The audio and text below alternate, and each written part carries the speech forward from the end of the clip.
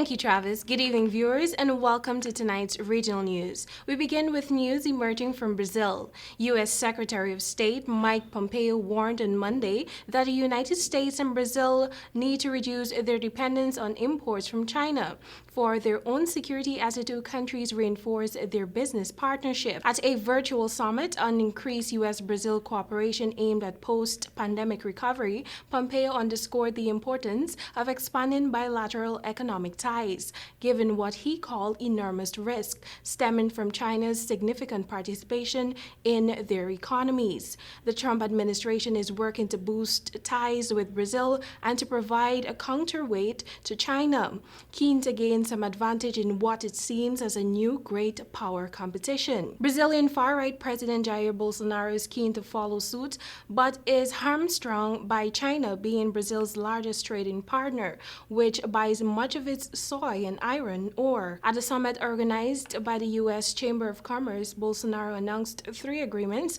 with the United States to ensure good business practices and stopping corruption. He said the package will slash red tape and increase trade and investment. Pompeo said Brazil was getting closer to joining the Organization for Economic Cooperation and Development, grouping rich nations with the support of the United States.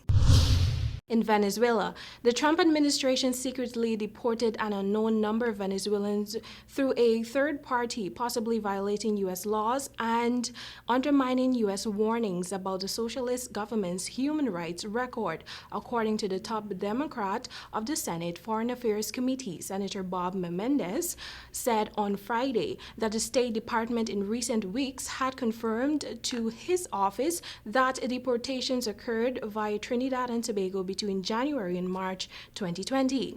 It is not clear how many indirect deportations to Venezuela took place, but Menendez said they would appear to violate a U.S. travel ban imposed in May 2019 at the height of the U.S. campaign to remove President Nicolas Maduro. The ban also prohibits all air travel to Venezuela due to safety concerns. Since last October, at least 180 Venezuelans have been removed from the U.S., according to Immigration and Customs Enforcement ICE. ICE provided no breakdown of the deportees, but removals to third countries include Venezuelans who self-deported, those turned back at entry points, as well as individuals forcibly removed against their will. Separate data from the university show that all but a handful of Venezuelans removed had no criminal convictions.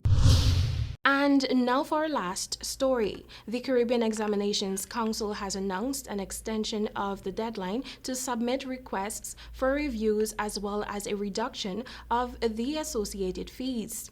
This was among recommendations made by independent review panel convened by Chairman of CXC, Professor Sir Hilary Beckles, earlier this month.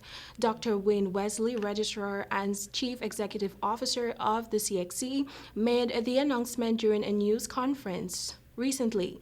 Wesley noted that CXC has taken on board the recommendations made by the panel and would immediately implement certain adjustments to what has been recommended to date. For example, the extension of the deadline for reporting and making requests from October 23 to November 6 so that persons are able to make queries and reviews of examinations of their specific interest. Meanwhile, Wesley said in cases where the review would indicate a decrease in the grade, such a situation will not occur. In fact, he said the policy where a review can result in a reduced grade will be discontinued for this session. Well, that's a wrap for tonight's regional news. Thank you for watching, and back to you, Travis.